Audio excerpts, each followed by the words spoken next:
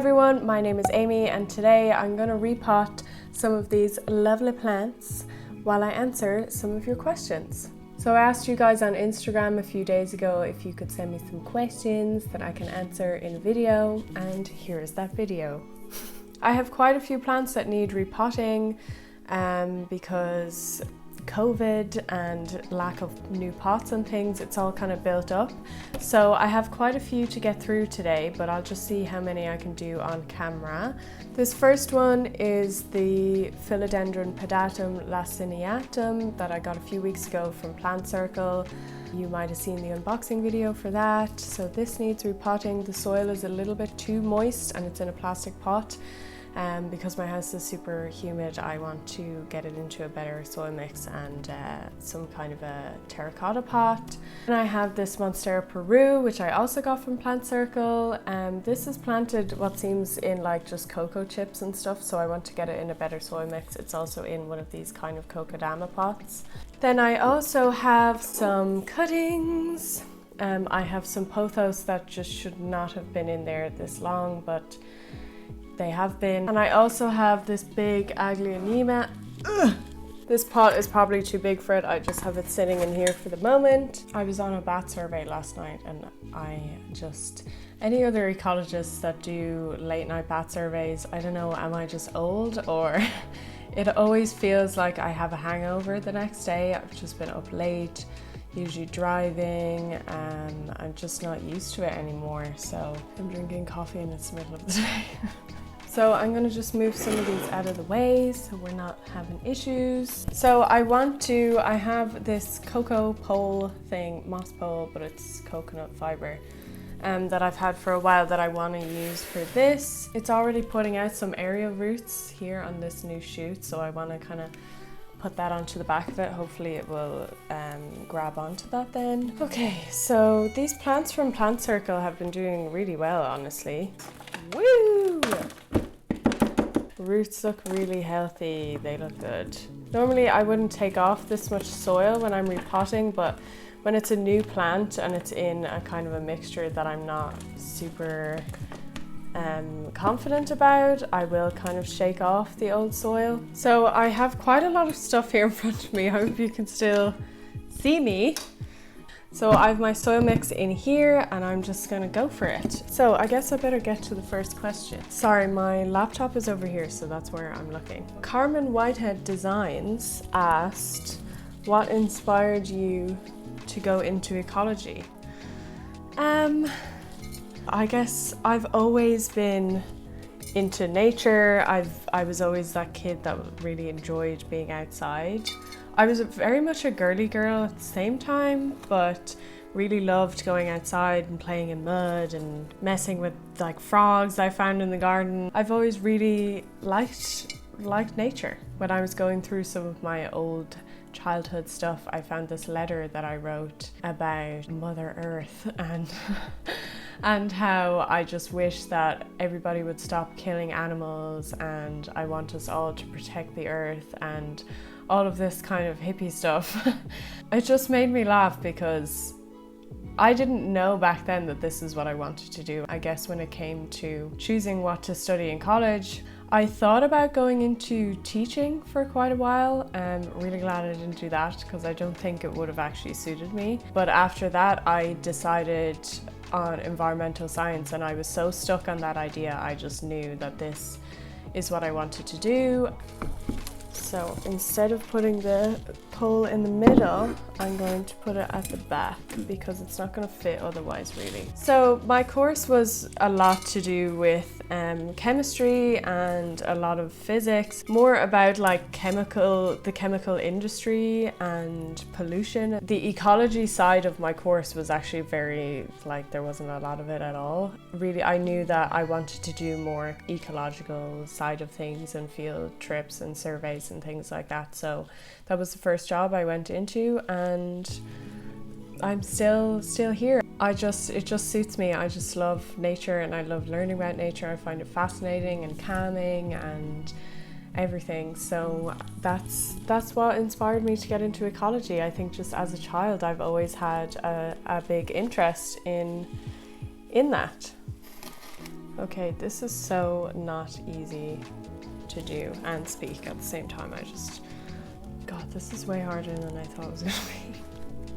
Obviously there was a small modules and sections on botany in my course, but like very little, and I don't really do plant stuff in my job either, so like I do find my plant knowledge is not on par with other ecologists that might study or work with plants a lot more. So it's funny that I was never really into plants until like a year or two ago, so I find that is really funny. I mean, it makes sense that I'm into plants now and that it just took over my life. The next question is, I'm not even going to try to say your name, Syed, I don't know, asked, how do you spend time with your plants during lockdown? As I'm working from home, I'm just loving being around all my plants. I just think it's fantastic. I get to notice things about them more. I get to learn about how the light affects them throughout the day. You might have seen in my lockdown plant lessons video. But how do I spend time with them? I guess it hasn't really changed. Apart from the amount of time I'm spending with my plants, it hasn't really changed because of lockdown. What I actually do, I look at them, I make sure that they have enough water, noticing things about pests and all of that. But yeah, because I'm not driving into the office every day, I've much less time in traffic, which means more time with plants for me. I guess that's how I'm doing it. I'm doing the same things, but in a more chilled out kind of a way. So I think that this is it. I'm probably gonna get some twine. I'm sure you're not gonna be able to see me at all, probably. This is like the best setup I could do, and it actually took me so long. So I am going to slightly tie this to the coconut pole. Coconut pole? No, ignore me. I'm tired and need sleep. And let's see how it looks. So can you see? This one might have a bit of trouble attaching, but that's okay. So I was kind of worried about this plant when I got it because it wasn't drying out so much and some of the leaves looked a bit yellow. I got some brown spots, but I think it's recovered from whatever it was going through. I did think it had spider mites and I treated it once, but I haven't seen any more. I don't trust that, so I probably will treat it again, but it's looking good and I'm happy with it. I have heard that these plants are fairly hardy, so. Okay, so Chia Zanetti, I'm sorry if I'm getting everyone's names wrong. I don't know where you are in the world or how you pronounce them, but she said, hi Amy, where do you get your plants? I struggle to find good ones here in Ireland. Well, honestly, me too. Hello, by the way. Yeah, I feel like compared to other countries, and I guess if you watch a lot of YouTube like me or on Instagram a lot, it looks like people just go to these like big nurseries and they have all these big greenhouses with all these tropical plants, and even in the UK seem to have it much better. I don't know why we don't really have that much here. I mean, where do I get my plants? I get them from like loads of mad different places, and in terms of in Ireland, I do go to like your typical hardware garden centre things like Woody's, Home Base, B&Q. Sometimes you will go in and they'll be all boring plants and you've seen them all before, you have them all already, and it's not that exciting. And I feel like over time that's definitely gotten more boring. I guess the novelty of that has worn off quite a bit.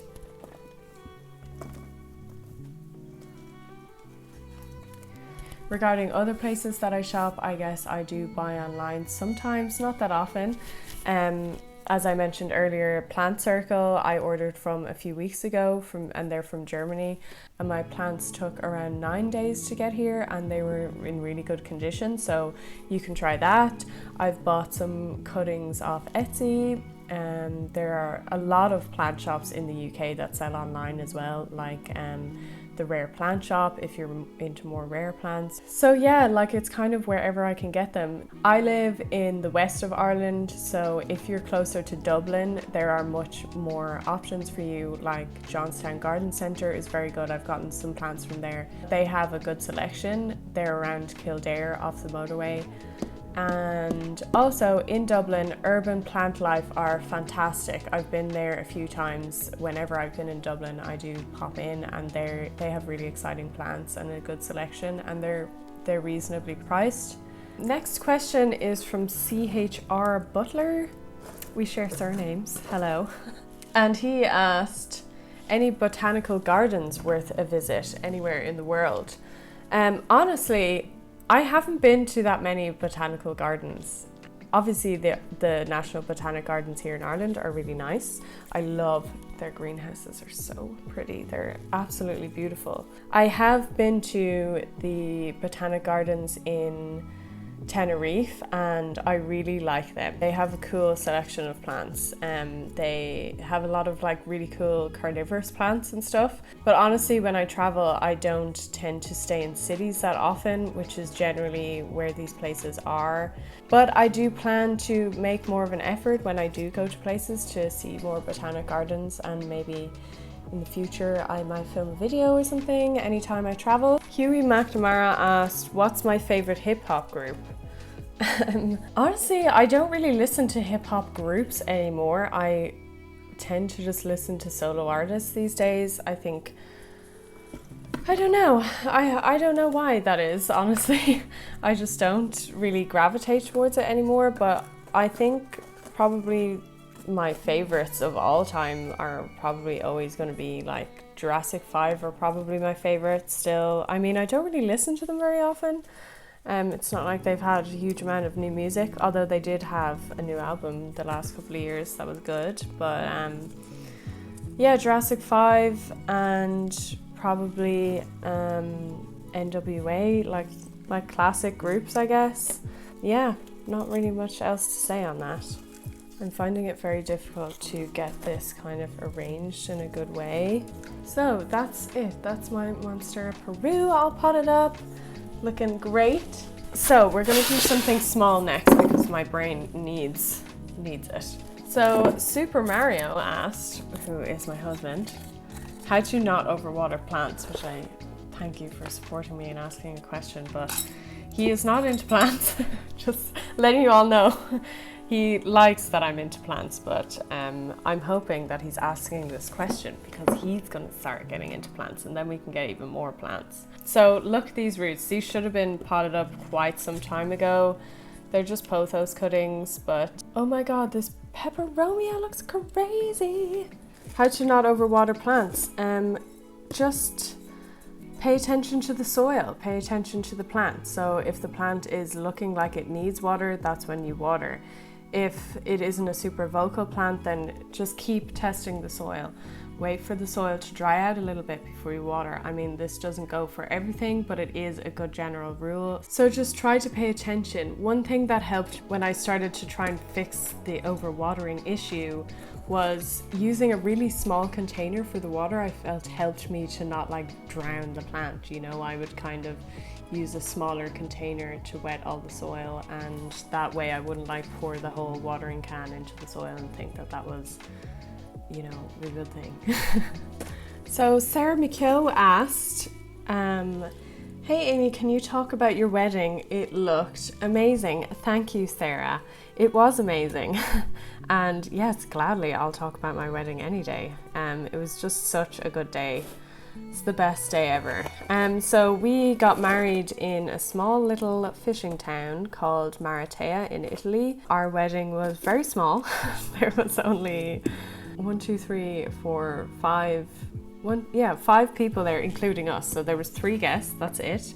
We got married in a town hall, and it was very, very us. There wasn't like all of this crazy planning that goes into weddings. I think we both knew that that's not the type of wedding that we want. We didn't want to spend like loads of money on just one day, because you can have a great day without spending any money. So we wanted to do things, you know, in a nice way that we both wanted, but on the cheaper side.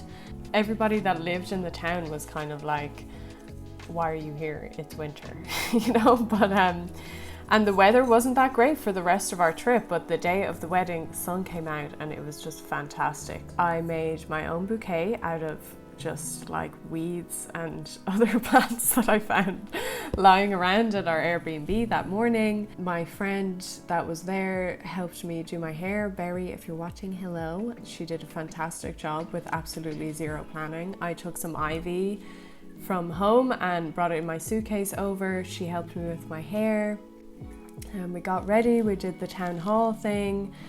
And then we drove around to take some nice photos at different areas around the town that was suggested to us by our wedding planner. And after that, we went and had delicious Italian dinner and lots of wine and shots and drinks.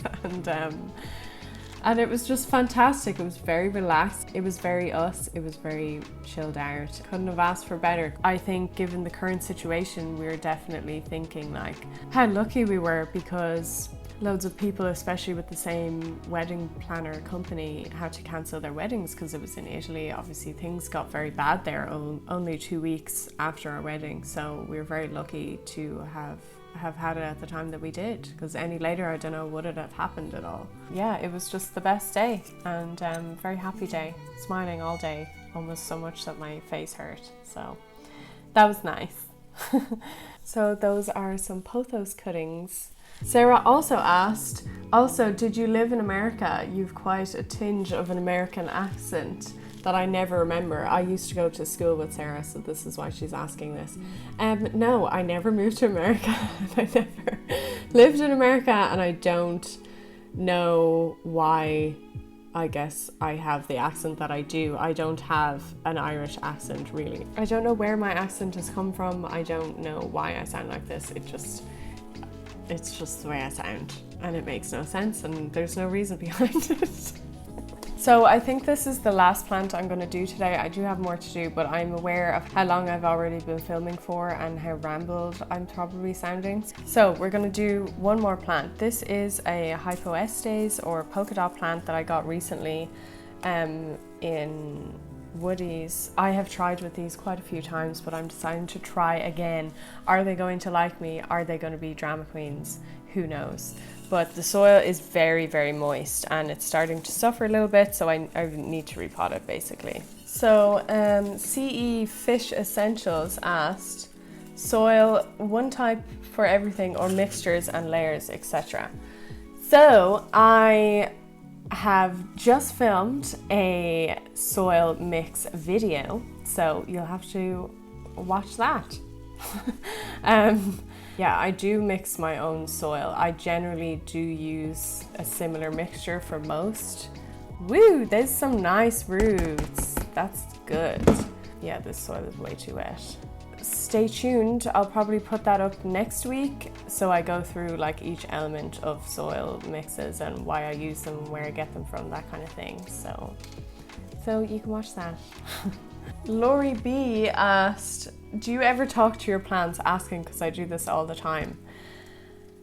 I kind of don't. I find that weird because like I am the type of person that talks to my dog a lot and things like that. So I don't know why. I guess when I'm doing plant care, I'm kind of very quiet and I'm like usually have music on and I'm just like loving life. No, I don't really talk to my plants. Sometimes if something is like wrong with one of them, I'm like, what's wrong with you? Why are you acting this way? Why you gotta be so annoying or something? Really, I don't, but I know a lot of people do, and it's probably a good thing. Maybe they can hear us, they can listen. I don't know.